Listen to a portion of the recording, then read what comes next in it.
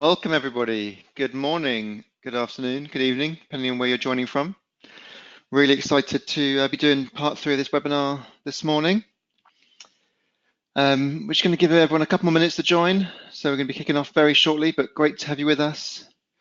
We'll be kicking off the webinar very shortly. Thank you.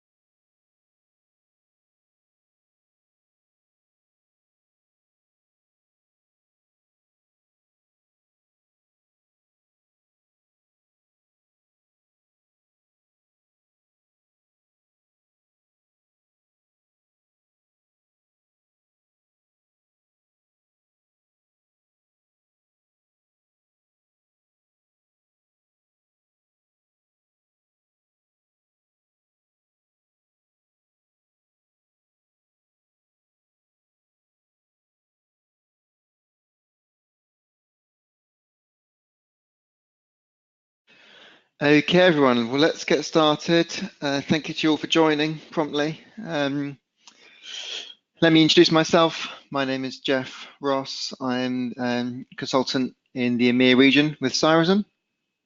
As I said earlier, it's really great to be presenting this webinar, part 3 of this series. If you haven't seen parts 1 and 2, then you're obviously very welcome here. But I do really recommend that you take the time afterwards to go back and review parts 1 and 2, and because it will sort of put what we do today into a bit of context and hopefully make more sense for you.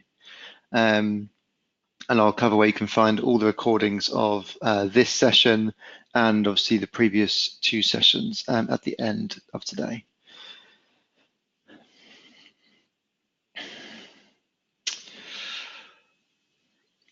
So I've got a couple of slides to kick us off, set some scenes, and then we'll get into looking at what we're here to look at today.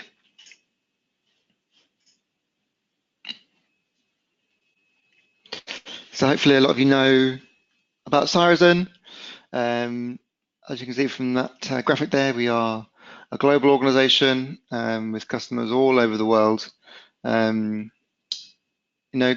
Honoured that some of you on the call, on the webinar today, are amongst our 1,200 customers. As you can see, our customers are very happy with the 95% renewal rate. And what do we do? These are our 4 kind of areas in which we work. And today we're very much focusing on that second area, that asset management, as we cover in this 4-part series on asset management process. If you want to know more about Cyrusm, more about any of these other areas, then obviously please reach out and get in touch. You can email team@cyrusm.com.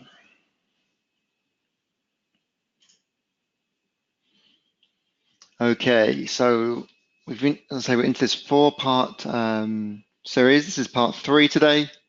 So back in, oh man, it might have been back in July, early August.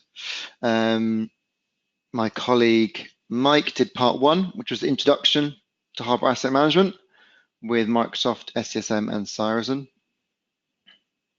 So kind of just set the scenes for what is asset management, what Cyrusm are doing with it in terms of roadmap, how to get up and running with it, and a kind of overview of the classes and structure and that sort of thing. And then obviously the most important thing of that session was how to get your data in, the initial import of your data. And he left you there, and if you sort of followed that process through, as we're going through in the webinar, you'd have been in a great place. You'd had all your data in your system. But the thing we talked about in session 2, establishing asset management processes, the very first thing we said last time out, this was in August with myself, we were saying that getting your data in is a great step, but as soon as it's in, it's going to start being out of date very quickly. You've got to have your process to ensure your data stays up to date. Every time something changes with a Harbour asset, you need to have a process to update the system accordingly. And that's what we were looking at last time out, because there's no point going to all that effort and work to import it all if, a week later, a day later, even an hour later, it's out of date, it's wrong, because people have started to move things, buy new things, retire old things, and so on. So we looked at all of that, and we'll be recapping some of that in a short moment, just to kick us off today. This is where we are today. Part 3, identifying and overcoming roadblocks. So here we're going to look at, where we defined our nice process, it can go wrong, how we can deal with that, how we can detect that, how we can discover, the size of the problem, and then how we could start to eliminate it, or at least reduce it with a couple of techniques. And then the last section, part 4, which will be October 17th for the EMEA session, is called Notifications, Automation, and Vacation. So sorry for the Americanism there, but they had to put it in for the rhyme.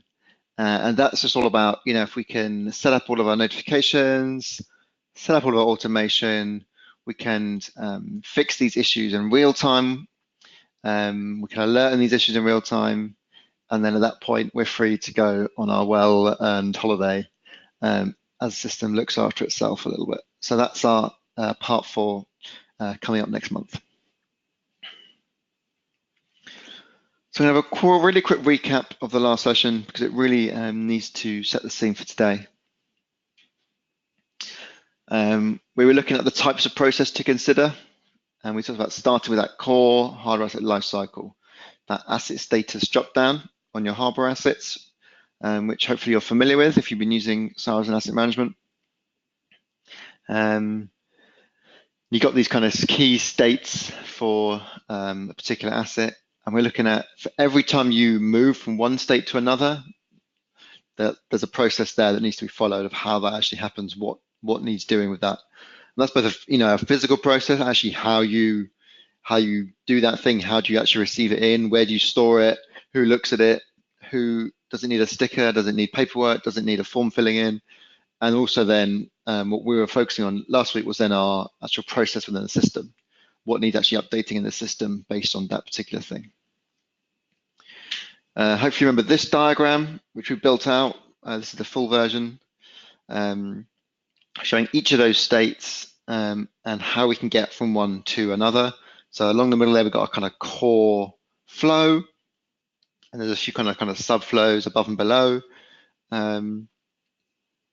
as things can move from one to the other. And we drew the arrows in, the lines indicating, where you can go from each place. So we said from ordered, you can only go to received. You can't take it straight to being in stock. You have to go through that received status. There's a process there involved. From stock, we said you can go to deployed. I mean, you can also see we've got 2 arrows at the bottom of the stock going straight to retired, because it may have been sat in the stock for so long it now needs to be retired. And obviously then we've got our sub process of the loaner as well. It can go from in stock to being a loaner stock. So we're doing all our arrows of how you can get from one to another.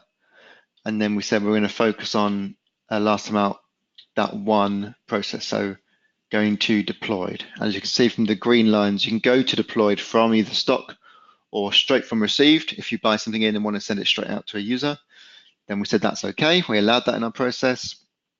And obviously we need to cover off that. So again, this is just an example. All the stuff we're covering today is just an example, but it's going to get you thinking about what you need to consider in your own environments, in your own organizations, for your own processes. So this is kind of where we left the slides last time out. We then dove into the Custodian portal and looked at a Harbour asset, and we talked through all the fields available on a Harbour asset, and we talked about what would be relevant to kind of set or change or update in this deployment scenario. So what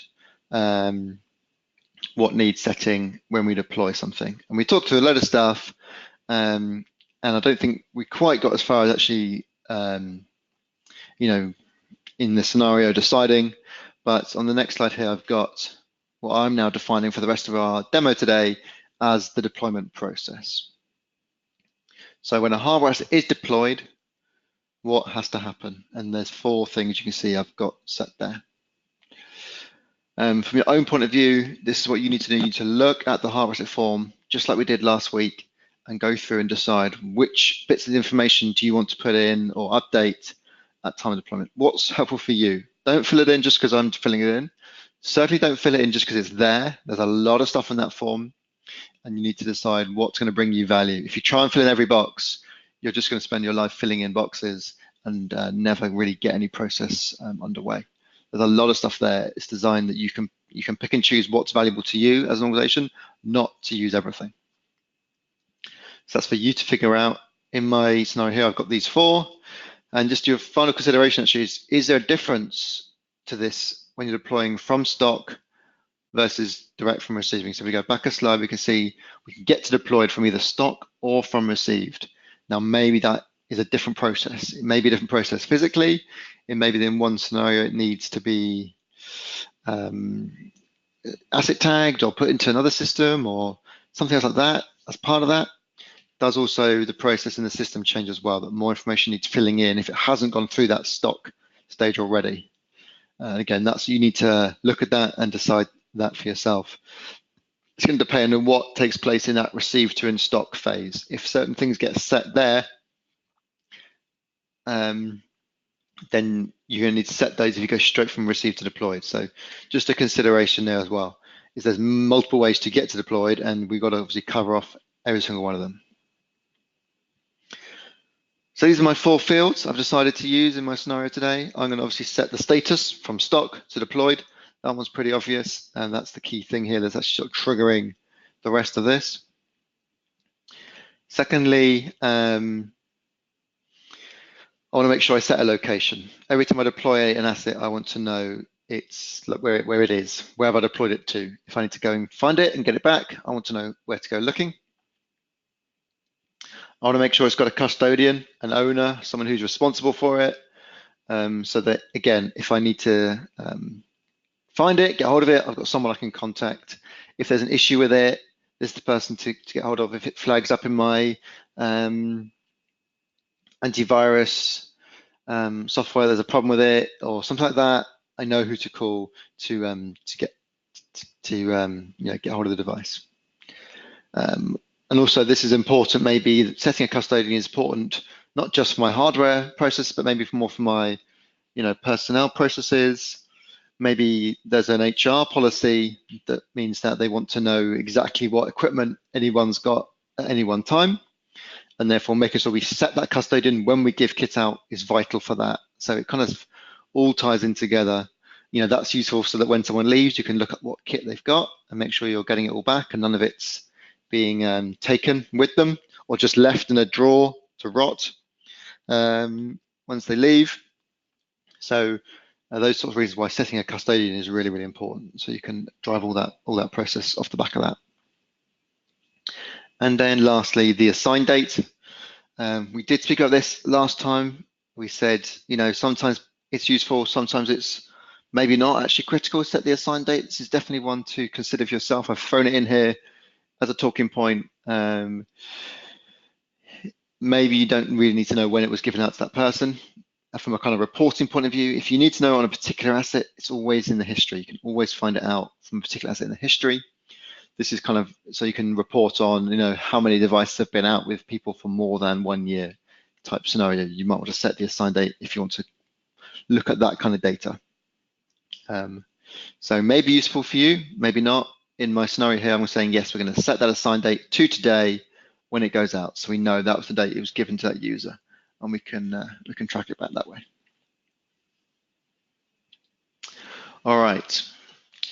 Forgot to say at the start actually, but there's a question box in your GoToWebinar widget. So if there are any questions, please do throw them in there. I'm trying to keep an eye on it as we go. So please do ask questions. If If I see it appear, I will address it there and then. I might not if I'm kind of full flow, but in that scenario, I will make sure we cover them all off at the end. We'll make sure we get everyone's question answered before we finish today. So yeah, please throw your questions in there as we go, and we'll definitely get those answered. All right, so we've got our process now. I'm going to flip over to my demo in a moment, and we're going to have a look at how this process is working out for me.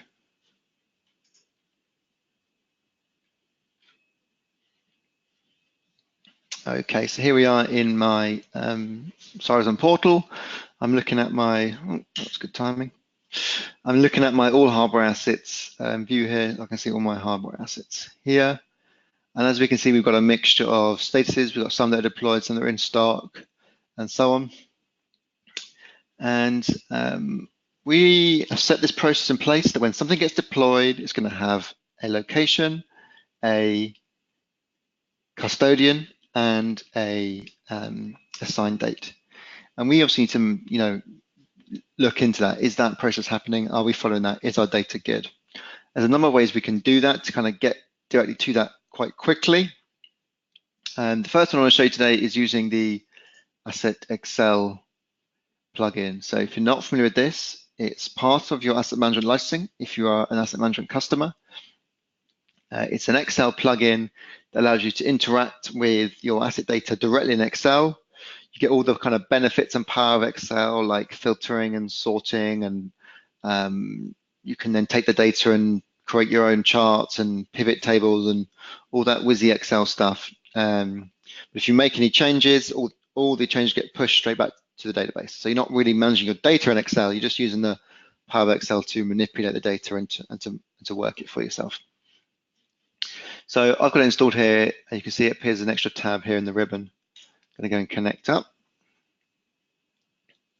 And then I'm going to go and look for, what I want to look for is some Harbour Assets that aren't meeting my requirements.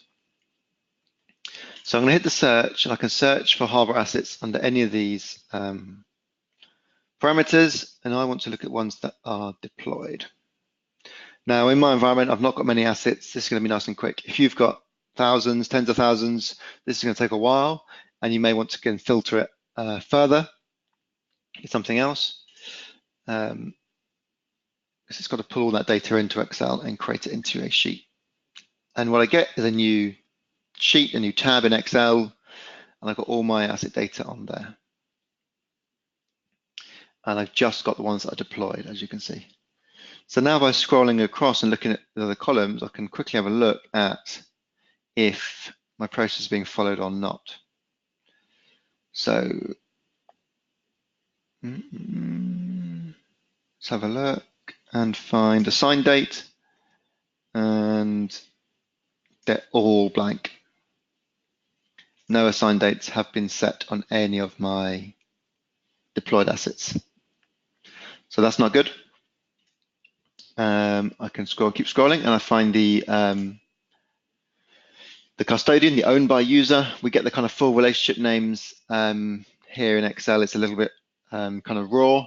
So the relationship is owned by user rather than the word custodian. It's the same thing. And we can see that, it's there in a lot of cases, but we've got, again, some missing.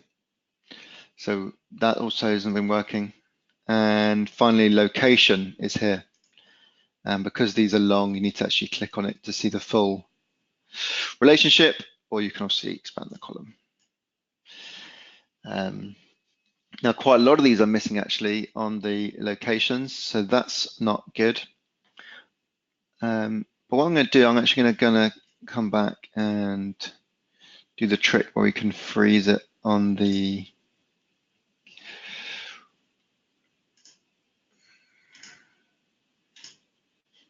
I meant to do that there.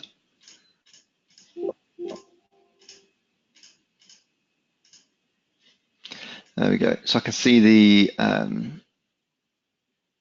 types of devices. I'll scroll over, and actually, if I look at this a bit more carefully, I can see the ones with the location I'm missing are my mobile phones and my tablets.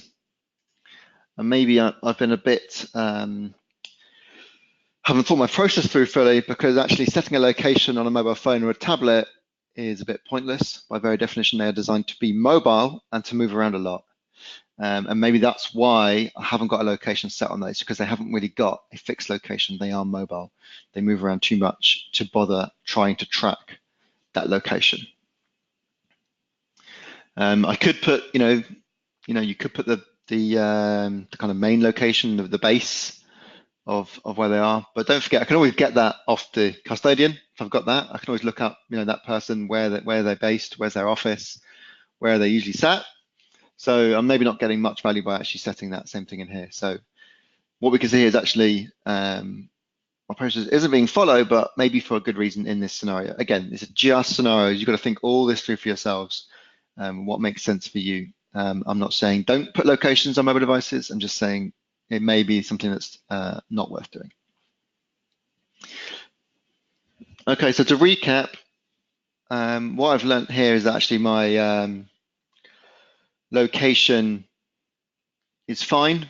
My process is actually wrong. My process is not so good. My process should have a little decision in that if it's a laptop, if it's a desktop, if it's a server, very much. These are servers in my scenario. Then yes, I definitely want a location for those.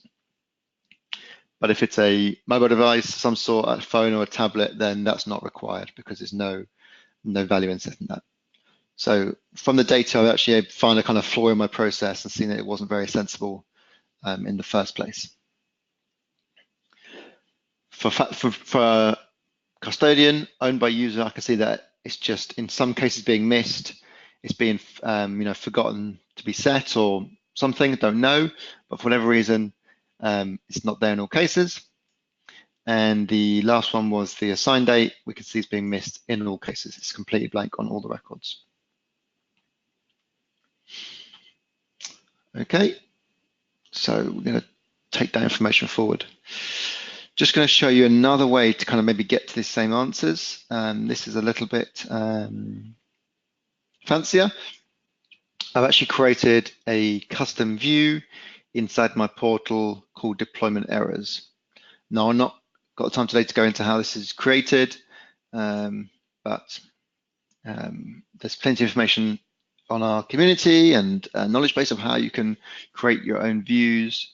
And this view is defined as just one of these issues. This is all devices that are deployed without a custodian, without a user. As you can see, the user column is blank here.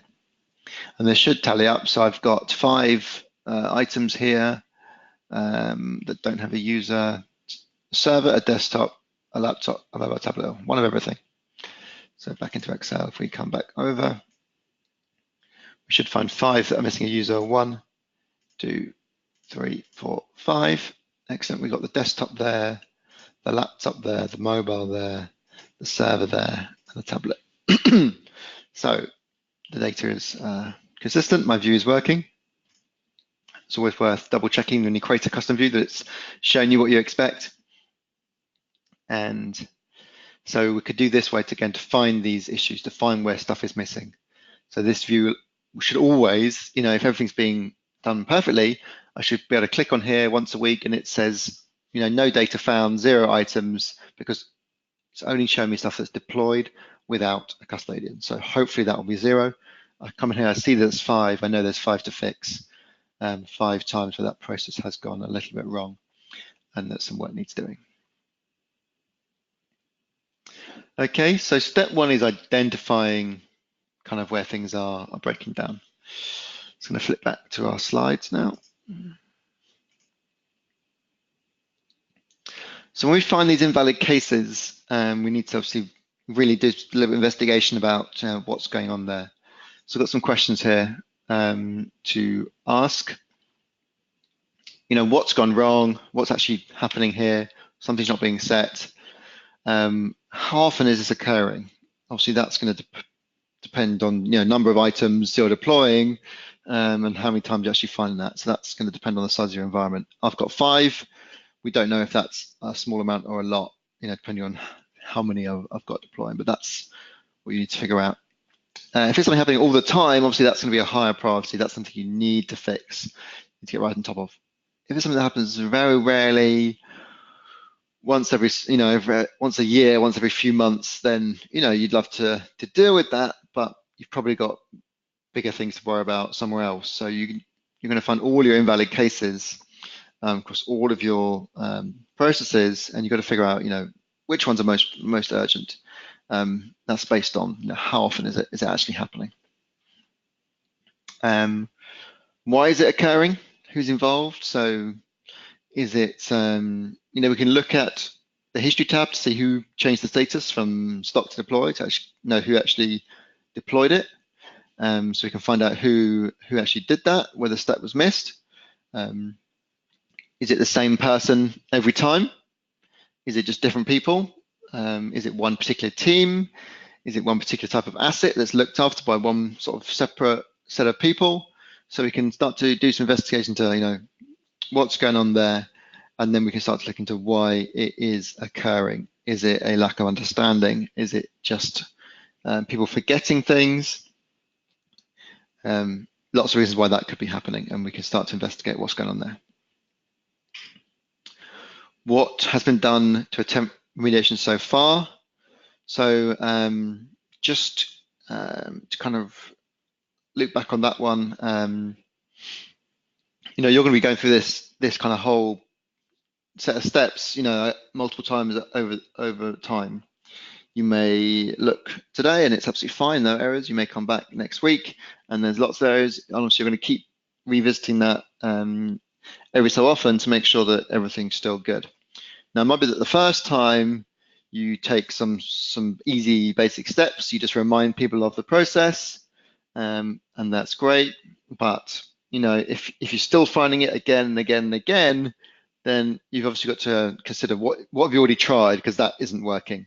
So you can tell someone, you can train someone again on the process, you can train them again, but eventually you've got to realize there's something else going on here. We need to think of something different. So just think about, what you've already done to try and fix this issue, and if you need to try something else. And we've got obviously some suggestions of what we can do coming up. And the fourth question actually is pretty important and often forgotten, really. How important is this? You can see there I've got my assigned date was missing in every single scenario. So that's definitely the most often, if answering that first question. So you could say, well, that's the most urgent, but then how important is it? Well, actually, that's not that important. That's a nice to have, but it's not that important. Whereas the 5 missing custodians, although it's less often, is more important, because that drives all this other process around HR, as I said, and the lever process to make sure we know who's got what. And when a machine, has a problem on the network, I want to be able to get hold of the person that's using it right now and tell them to shut it down, anything like that. So although it's less often, it's more important, and that's going to drive my prioritization. So that's very important to consider. How valuable is that data? And in this scenario of the missing locations, how important is this? And the answer to that is, well, in those cases where it's missing, it's not important at all. And that will drive a revisit of the actual process. But I'm saying, well, the mandatory setting of a location isn't actually required in all scenarios.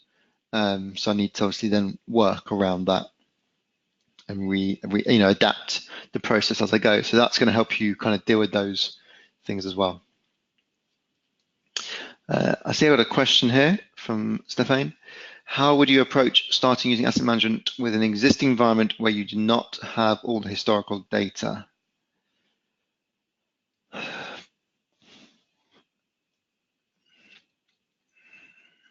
I don't know if it's just too simple an answer what you're looking for, but I think you just start from day one.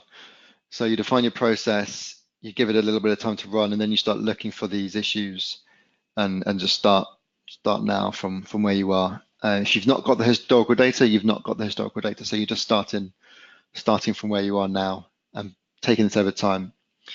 Looking for these invalid cases when stuff hasn't been followed. That's not a one-time thing. that's an ongoing thing you need to be doing, every so often, depending on how much time you've got to allocate to this. You want to be looking for these issues, catching them, fixing the data, and sort of circling through this. It's a continual improvement thing for sure. So just start now, and then over time you'll build up that history, and then you can start to do better at it over time when you've got more information. Okay, I hope that answers your question. Thank you for the question. Remediation, starting steps. So these are kind of really easy things to do. Well, they're easy technically. Actually, sometimes they can be quite hard. But these are kind of definitely the place to start nonetheless, is looking at these questions. Does the process make sense? In the case of the locations, it didn't make sense. I was asking people to set a location on a mobile device. I've concluded that doesn't make sense. So that's when you go back and revisit your process. So depending on what's going on, you may find other things like that where the reason it's not being followed is it doesn't make sense, or it may be it's just too complicated. It doesn't make sense, and that from that point of view, it's just nonsensical, because it's just so difficult to follow. Have all the individuals who must follow the process been sufficiently trained? Pretty kind of key. If people aren't following it, maybe they just don't know it. Maybe they just haven't been told what to do properly, and we haven't kind of verified that they understand that. So revisit some training. Maybe you haven't trained everybody. You trained half the team, but didn't train others. In which case, that would be identified when you realise that actually it's just one team that are making these mistakes and not everybody, or just one individual maybe who on the day of the training was off sick and just turned up the next day and just guessed what they was doing rather than ask. So something to just check: has everyone been trained? Have we actually verified they've understood it, and not just shown them a few slides or made them watch a video and told them to get on with it. So kind of basic, but also very difficult as well to actually do that well and do that right. And then the kind of third point here, do you need to look in the mirror? It's just something to consider. Is the issue actually not with the individuals, but more with yourself or with the kind of asset team in general? Are you not training very well? Have you made it really difficult? Are you expecting too much? So just make sure you're not putting the blame on the people who are actually doing the work, and actually just take the chance to examine what you're expecting people to do, and how you're training and how you're communicating the expectations, and making sure that doing that. Again, that's a very hard thing to do for sure, but sometimes we dance around and we jump on top of people that made the mistake. We need to actually evaluate from our own angle: are we actually making this achievable, or have we made it so complicated and not trained properly that we've sort of set people up to fail? Okay, so those are our starting steps. Definitely the place to begin before you start doing any of our next technical things. Definitely start here. You need to make sure people understand what they're doing and why. If they understand why it's important to set the custodian, they're going to care enough to do it. They're going to remember to do it, rather than just telling them that you have to do it because you have to do it. So start here. But as we've kind of looked at, just jump back a slide, when we look at what's been done to attempt remediation so far, if we've done this and it's still going on, and we've come back and we've done it again and we've double checked, everyone understands it, and it's still happening, then maybe it's time to go on to some of our next steps as well, or maybe alongside as well. I'm not saying don't do these next things until you've done all this, but certainly this is the place to start, and then this is at least alongside it, if not after it. So there's three things to mention here. Well, in fact, two, because the third one sums up the top two. We can simplify the portal forms with some customization, and we can simplify navigation. And both those things, what we're trying to achieve there is hide what you don't need. If we want them to fill in 4 boxes, if we give them 4 boxes, they're very likely to fill in those 4 boxes. If we give them 27 boxes and say you must remember which 4 to fill in, then that's much more likely to go wrong on occasion, because they've got to remember which of which 4 out of all 27 need filling in. If you give them just what they need, you're making life a lot easier. Now, we can't quite make it that simple because we've got different scenarios going on in different processes, but we can simplify the forms a lot to help people remember and to kind of guide them to filling in the right information. And then secondly, simplify navigation, again, hiding what we don't need. The menus can be a little bit busy and complicated, and we can very easily just hide things that we don't need, just to make it easier to find the right bits of information inside the portal. And this is where the portal does very, very well. It's this kind of simple customization to just simplify and to hide and to make things look cleaner and tidier. Very, very easy to do in the Custodian portal. It's been built to allow that very easily. So let's jump back into the demo. Okay, so I'm going to pick one of these, this laptop here. Go ahead and load it up. Looks like I've timed out. So let's click my session and log back in.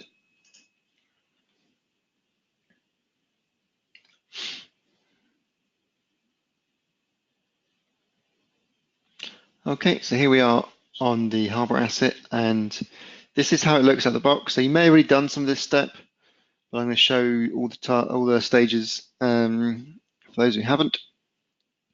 This is what the form looks like out the box, and what we're saying is there's a lot of stuff on this form, lots going on here, particularly on the Finance tab. There's a whole load of different dates here to pick from, and we want to make it a little bit easier and simpler by maybe hiding some things and also moving things around into more sensible places.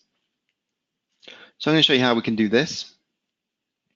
For those of you who aren't familiar, this is what your portal web files will look like. So if you go onto your browse to your actual portal server, INetPub Custodian portal is the default path. You may not have it there, but most do.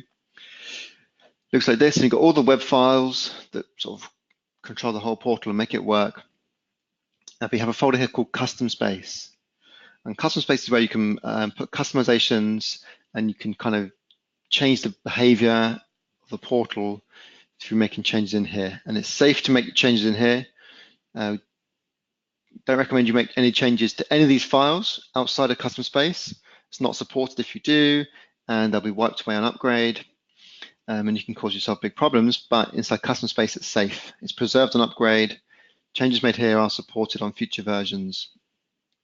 So this is where we make our customizations. Now, mine is very busy in my lab, but the key thing here, after all these folders, we've got a bunch of files, and we've got one for each kind of type of form. So for those using the service management parts of service management, we've got service request, we've got problem, we've got incident, we've got change request, and so on. And they're all .js, they're all JS files, JavaScript. And then I've got some based around asset management. I've got a purchase order one there, catalog item, consumables, these things. Hopefully we're familiar with software asset. I haven't got one called Harbour Asset, and we're going to go and create that. The way this custom space folder works is these files are form layout definitions. These files tell the portal what to put where on the form. Now, when you load a Harbour Asset or any type of form, in this case Harbour Asset, what the portal does is it looks inside custom space and can it find a file of that type .js. So in this case, can it find a file called Harbour Asset.js? Because it can't, it then goes to the default form. It'll use that. If it does find one called Harbour Asset.js, it'll use that form. So it's like an override, where you can override the default layout with your own custom form layout. So we need to create a Harbour Asset.js. Now we could create that from scratch, get a new empty file and start filling it all in. It's a little bit complex, and we like to make an error with the actual sort of syntax. So we can cheat, and we can basically copy the default one I just mentioned and then edit it with our changes, and it's going to be a lot easier. For that, we need to know where those default forms actually live. So I'm going to go back up one level, Custodian portal, and then scripts, forms, templates. And here, as you can see, you've got all the forms in the whole portal. Now, remember, we must not change the files here. If we did, we would actually see those changes come into effect, because this is where the portal will load the file from if it cannot find it in custom space. But if we make the change here, then when we upgrade, it's going to just reset this file back to its default value. So we don't want to make the change here, but what we can do is we can copy Harbour Asset.js back into Horizon Portal, back into custom space, and then paste, and now we've got it here. So now if I reload this page, now that Horizon Portal is actually looking inside custom space for Harbour Asset.js, it's finding this file, and it's actually building out the form based on this file instead of the default file. Now, at the moment they're identical, so I don't see any difference, but it's just used that file to actually render the form rather than the default one. What that means now is we can now edit this file safely, and then we'll start to see our changes. So I'm going to open that up in my text editor. I use Visual Studio Code. Any text editor is good. And here we can see we've now got Harbour Asset.js. This is pointing to the same place, the custom space folder. And this is how it looks. This is the default one that I copied over. Now, if you're not, maybe I'll just try zooming out a little bit. Not working.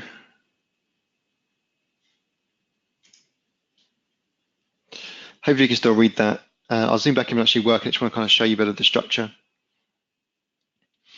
If you're not familiar with this type of code, this is JSON, JavaScript Object Notation.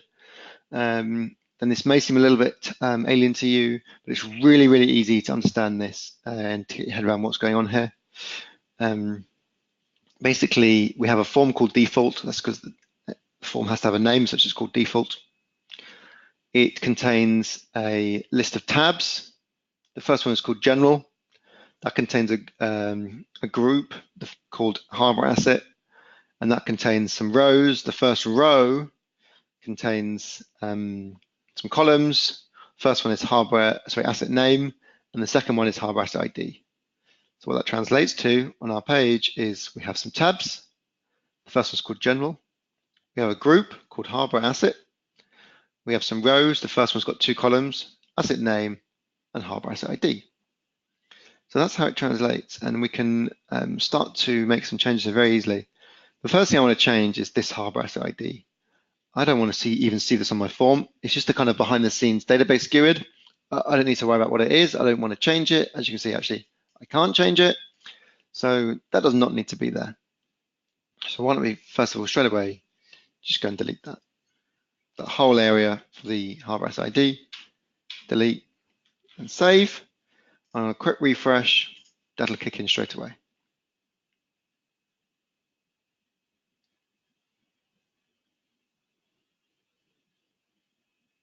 Okay, so now my asset name takes up all the way across. I've lost the Harbour Asset ID. The reason it goes all the way over is because the way that the portal works these things, within inside one column field list, it just gives equal space to all the items you put inside there. So when I had 2, they got half each. Now I've got 1, it just gets all the way across.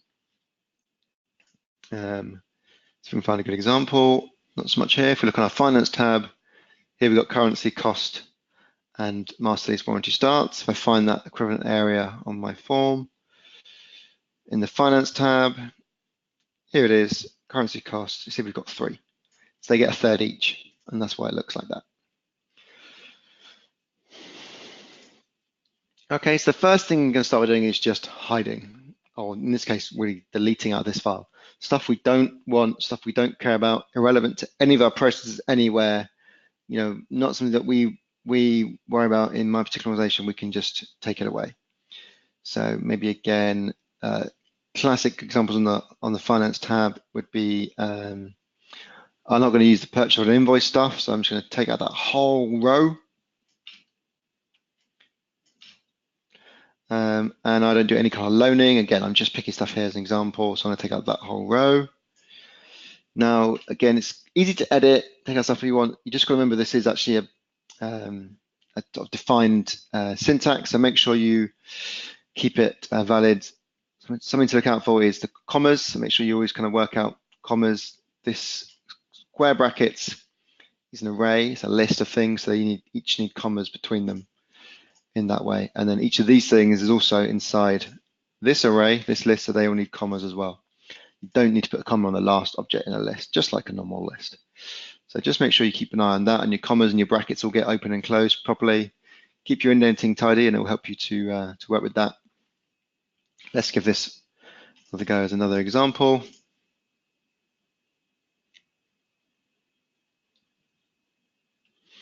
Really easy to test with because it just takes a save and a refresh, and you can see what you're looking at. So you can see what you have. That's starting to look a little bit better. I've got rid of the loan stuff, got rid of the purchase order stuff, keeping that nice and simple. Now, something else let's get back to our kind of particular scenario. We talked about Custodian, how that's getting forgotten. Well, maybe that's because it's hidden away in this finance tab. It's not kind of immediately obvious, not something we might think of to set. It's not really financial, so you might not think to look there. It's not really a finance thing. So what we're going to do is we're going to pick up Custodian, actually put it back up the top here in place where we've got rid of Harbour Asset ID. So now again under finance, here's the Custodian. See, it's got Custodian and the actual property name is owned by, that's the internal thing. So we're going to cut that. Make sure I take off the comma on the end of that because it's now the last one on the list. And scrolling back up, I'm going to put it on the end of this. Put my comma back in on a new line, just paste. Okay, so now I've got my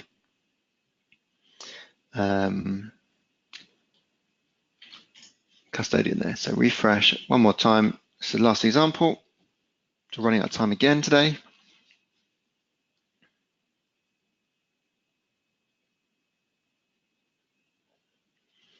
And we've now got Custodian up here. So hopefully now it's prime real estate, first row, general tab. Hopefully that's going to help people to remember to fill that in because it's kind of in their face right there when they go and look at a Harbour Asset. So just an example there of how you can help to do that by moving things around, making things cleaner. I've got a question here, another question here about this. I think I'll take that one at the end about the widths because it's quite specific and we are running out of time today, but I will definitely come back to you on that question. There's loads of stuff you can do with these form layouts. You can really be quite granular about how you want things to look and feel. You can make things required, you can make things read-only, all through editing this file. So you've got a lot of controls, exactly how it looks. And you can even have it look different for different people, depending on if you're in an AD group or not. So all that's possible. I've not got time to go into that today. There is information out there. There's knowledge articles about that. And there's stuff on the community. So plenty of help out there. And do ask some questions if you have any, and I'll pick those up at the end, I think, on that now. I'm going to show you one more example, which I think is actually really key. This description box, I just think is too big by default. Not much description to put on a Harbour Asset. If you fill in all the other sort of fields correctly, I think description in most cases is kind of rendered not required because all the information should be filled in elsewhere. So what we do is we're going to find the description. Here it is. I'm going to add one more property into this line, which is rows 3. Save that. Oh, save and refresh.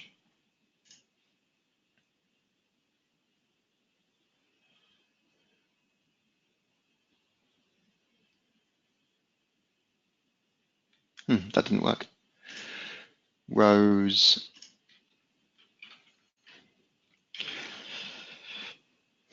It's got to be valid. And again, all that's documented exactly what you can put where is all documented in a knowledge article. There we go. That's, I find, just a little bit more pleasing to look at. And it kind of lets you realize there's more stuff beneath that to help you scroll down and find it. So yeah, loads you can do there to really customize that form to make it work for you. Think about what's important to you, what fields are really key, bring those to the front, bring those to the general tab, bring those to the top, make them required, If you work mostly on just nice wide monitors like I've got here, then you could put more than two in a row, but four in a row. Make the most of your width, and then there's less vertical scrolling up and down. And again, more's visible just on that without, on the kind of initial page that loads, so that stuff won't get forgotten because they can see it on initial sort of screen load. So yeah, you can easily fit 4 across. None of these values fill up more than a quarter of even this. So you could fit, 4, even 6 across the page for some of these kind of short things. Make the most of that. Okay. Last thing I'll show you real quick is the other thing was simplify navigation. The best example for this, and this is sort of slightly off topic, but it's just the best example, is the asset admin. When I hover over that, you can see there's a lot of stuff going on here, and how people are supposed to know kind of which things to deal with here, and you've got all these different options here. Again, we give you all these things not so you can use them all, it's so you can find the ones that bring value to you. And it's really useful to be able to hide the ones that don't, and just to clean this up slightly. So we do that in our navigation settings. So I'm going to go into onto my user here. If I'm an admin, I can go to navigation settings. And if I scroll down and find asset admin, then there's all those different sort of subtypes of asset admin. Now, I've already discussed again in this scenario that I'm not using any of the kind of purchasing, financial, invoicing stuff. So what I can do is I can click on each of these and then uncheck visible. And same for cost centers. I'm not using any of this financial stuff, let's just say. And same for invoices. And same for purchase orders. Okay, that takes effect immediately for me. Next login for everybody else. And now when I look on asset admin, then it all fits on one screen. No scrolling required in the menu. And it's again clearer what is relevant to my organization, what I'm expected to kind of fill in and keep on top of and track. So that's not particularly relevant to our Harbour Asset scenario here, but I just wanted to show you as the best example there. It applies to Harbour Assets too. You've got some stuff here around warranties and support contracts. If you're not doing these things, hide it. Make it easy. Make it obvious what to click on, so no one has to kind of be unsure. Okay, I'm going to move on nice and quick. Back to our slides real quick. Covered that. And really, the final thing to show you today is then, advanced next steps. If you've done all those things and it's still not working, then it's maybe to look at some advanced customization to try and enforce these processes a bit more. And we can do an example of that would be a custom task. So, oh, there's our lovely monkey. So let's click back again. Do we need that slide? Back to our Harbour Asset.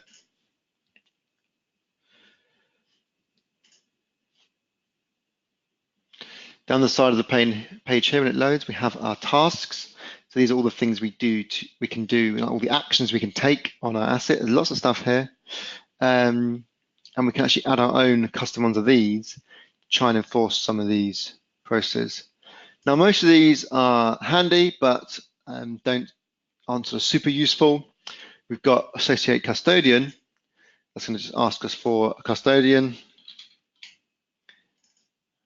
and select it for me, but it's no different really from just picking someone either in the drop down here, or if I need to search, I've still got the search here as well. So it's kind of not really adding any extra value than just picking it on the form, but they're there. Some things do start to enforce a bit of process. A great example of that is the disposed Harbour Asset. So if we were to go back to our diagram where we looked at how we can get to disposed and what we need to set in that scenario, we might conclude it's something like this. We need to set the disposal date and the disposal reference. And we're going to fill something in there, click OK, and it will actually set the status to disposed, the date to the date, and the reference to the reference. So it's kind of ensuring we've done all those three things for us, because it's important when we dispose that we do those three things and not just set the status to disposed and forget about it. So that's a great example of one that comes out the box. We don't have one for deploy. or to be fair, much else, because these are kind of things that really vary from organization to organization, but you can build your own using a custom task. So let's have a look what we got here. I'm not going to go through all the code, of course. This code will be made available, and I'll give you the link at the end. But this is adding a custom task onto a hardware asset form for deploying an asset.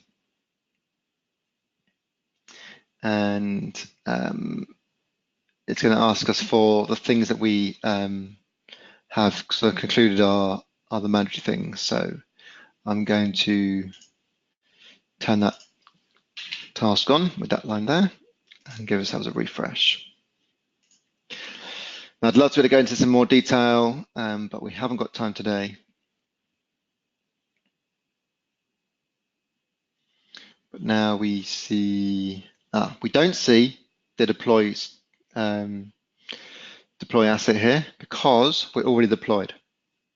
We can't deploy something unless, I'm not going to go back to my slide, but if you recall, we can only deploy when we are either in the received or stock. So I'm not going to see this. So for the sake of argument, I'm going to set this one to stock and apply the page.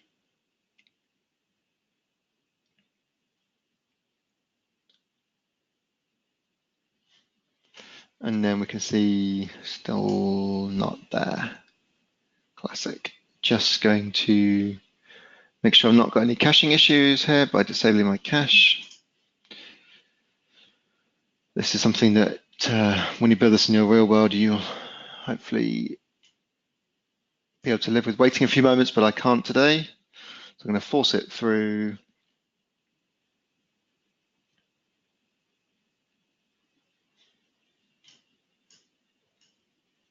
Okay, great, we have it now. So just a caching issue there. So I'm going to click deploy asset, and then it's going to ask me for the custodian and the location. The two things I've, again, determined as what needs to be set in this scenario. So it's kind of enforcing me to remember to fill these things in because I'm going to make sure that these get filled in. Now, again, we talked about location maybe isn't required in all scenarios, so maybe we could make this a bit more complicated and look at the type of asset and show location if it's one of the types we want location and not if it's mobile. So that's all possible as well. And this is a kind of simple example. It's just exactly the same as that disposal. Just gather that information and it sets it all on the form. This will set, let's fill it in. So it's in stock now, so let's fill it in. So let's put it to me. The location.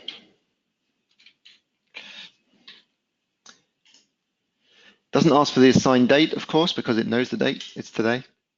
So when I click OK on that, it saves it and reloads it.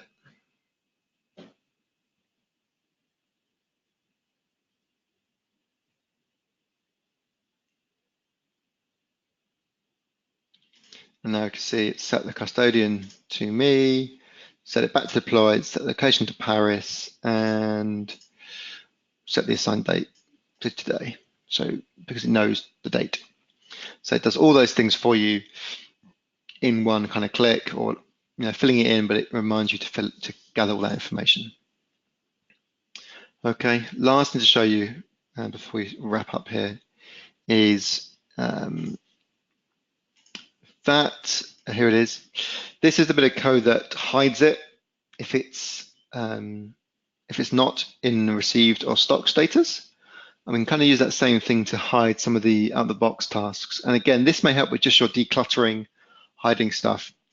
We said that all these kind of associate tasks are useful, but not really any better than fit on the form. If you find this a bit cluttered and that people aren't going to see your new special deploy task, then we can also hide the ones that have associate and change, which is kind of all those out-of-the-box ones. So if I save that and have it on the refresh, it's going to pop that up again to sort the caching out.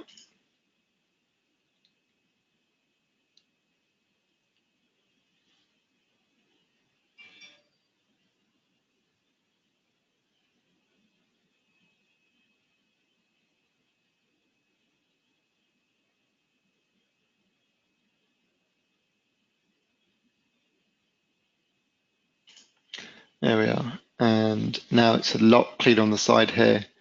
Again, deployed is missing because I'm in deployed, but I'd have that at the bottom if I was in received or in stock. And that's kind of really starting to clean things up for us. The final kind of piece on this, and this is kind of the ultimate utopia scenario, is if you had a separate task for each of our processes. Oh, don't have time to get to the slide, but remember this slide with all the crazy blue lines. If we had a task for each one of those, to cover the kind of the information to gather in those scenarios, we could then jump back into our Harbour Asset JS, find our status control, and set that to disabled.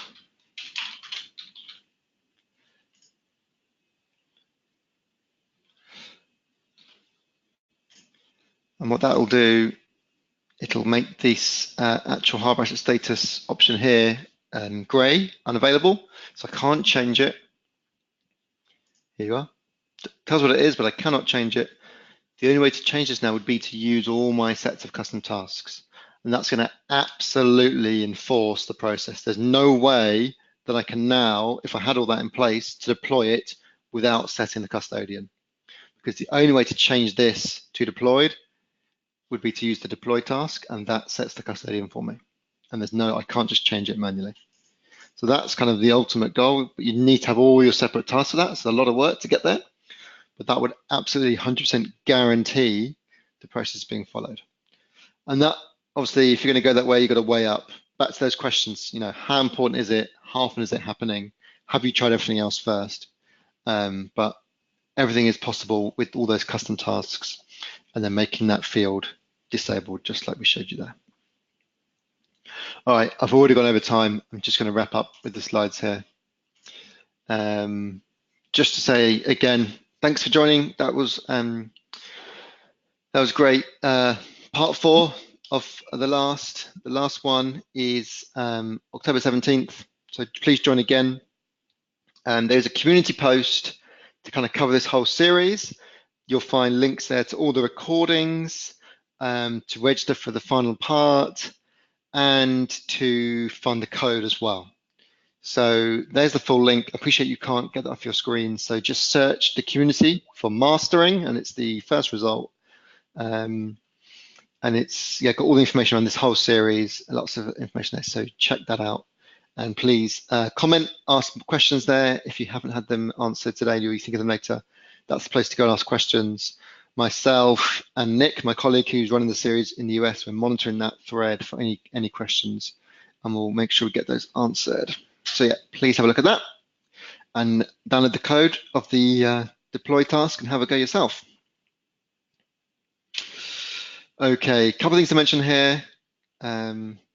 If you're not already an asset management customer, then get started with a 30-day free trial. You just need to reach out to team@saracen.com to get access to that. One more session, as I mentioned, so if you haven't already registered, please do. It'd be great to see you all there. If you need more help with any of this stuff, kind of process-wise, or the creation of some custom tasks to suit your own particular process, then we have consultancy services. So again, reach out, get in touch. We're here to help if you need us. And I've already mentioned the community. Lots of things going on there, not just that thread about this, particularly about this series, but loads of information there, loads of other examples of custom tasks, custom code, and great place to ask questions and get them answered.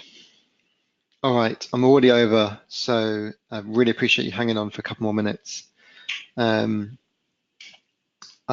will take any more questions if we have them, and I know there's still one to loop back on. But yeah, just let me close out for those of you who do need to get going. Thank you very much for joining today. Look forward to seeing you on part 4. If you have any questions after this, then please do get in touch. All right, thank you. I'm going to hang out for a few minutes, take care of any more questions, so please stay and join. Feel free to stay if you want, but otherwise, see you next time. Thanks.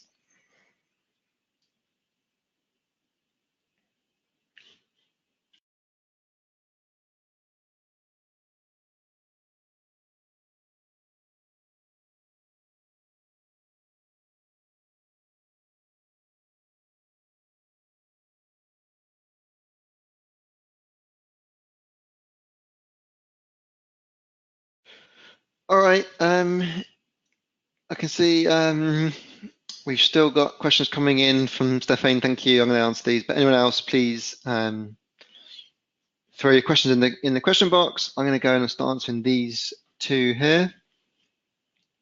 So the first question was when we were doing the form customizations was, can I assign a maximum and or minimum width of a column instead of the half, third, fourth of the width?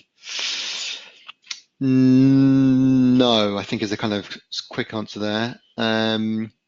You can, so it's using the way the portal is working in this case, using the bootstrap column classes to kind of define what these widths are.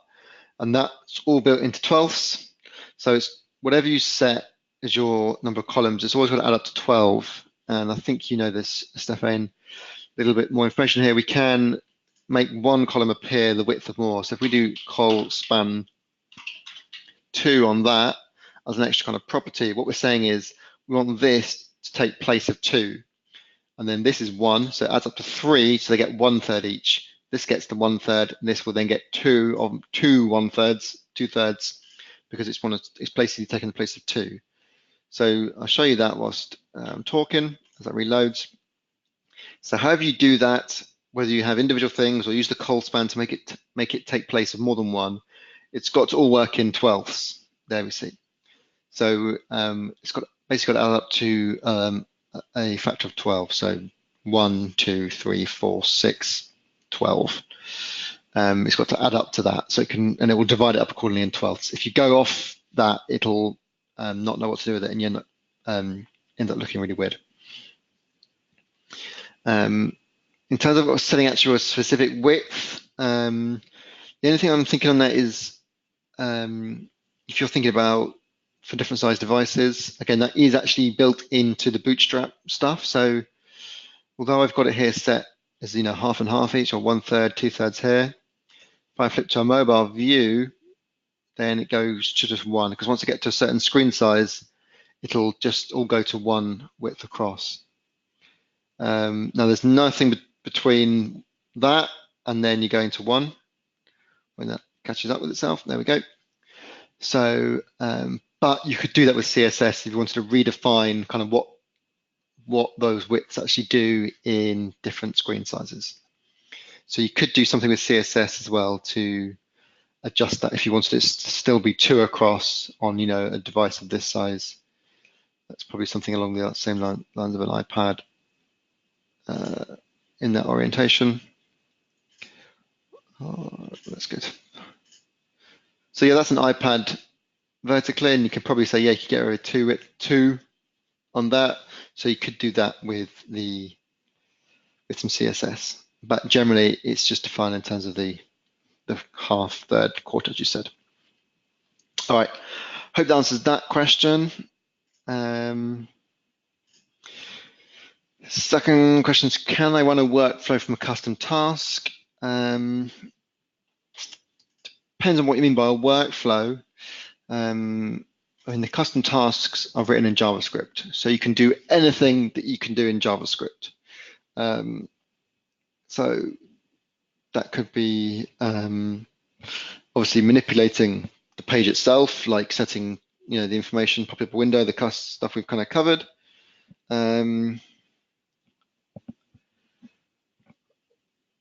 Not quite understanding compared to a service request.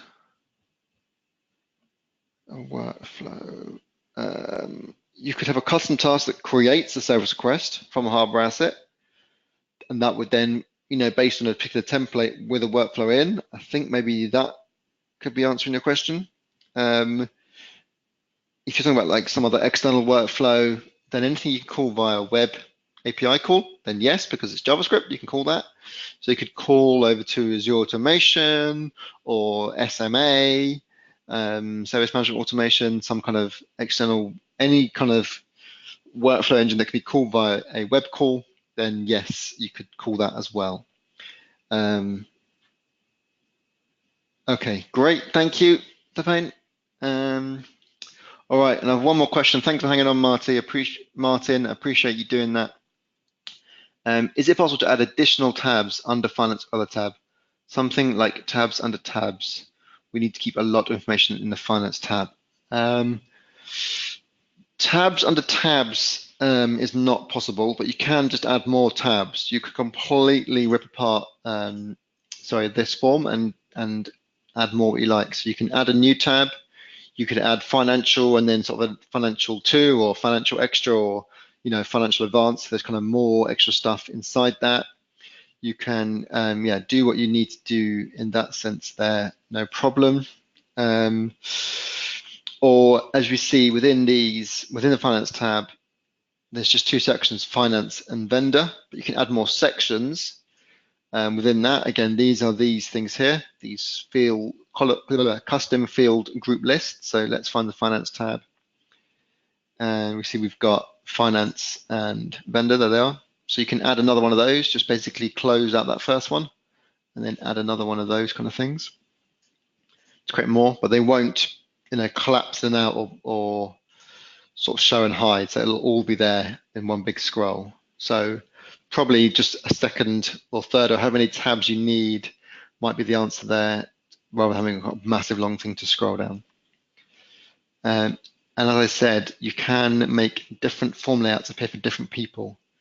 So as I'm saying what I've said about your question there, I'm thinking, that's great for your financial people, but maybe that's going to be a bit overwhelming for everybody else to have an extra finance tab or finance advanced or a really massive finance tab. But you can have a different layout for different people, and we do that through all in here as well. So I mentioned that this whole form is called default, and that's because everybody gets it by default. So this isn't really meaning default form in terms of this one or the out box layout. Within this one layout, we can have multiple forms, and we only have one. It's called default, but we can basically copy the whole thing at the end, add a second one and call it something else, advanced or financial or something, and define that slightly differently, lay it out differently, and then inside the settings, we can then control who sees what form. It's exactly the same technology as actually is using a work item. You may not know this, but if I click on, just to show you the kind of concept here, click on incident. Again, we've got a default form, which is what you see as an analyst. If I scroll to the end of that, that finishes and we have default end user. It's a complete sort of do-over, different start again, just has a general tab and a real kind of limited amount of fields. That's why when an end user logs in, they see different fields to what an analyst sees on an incident.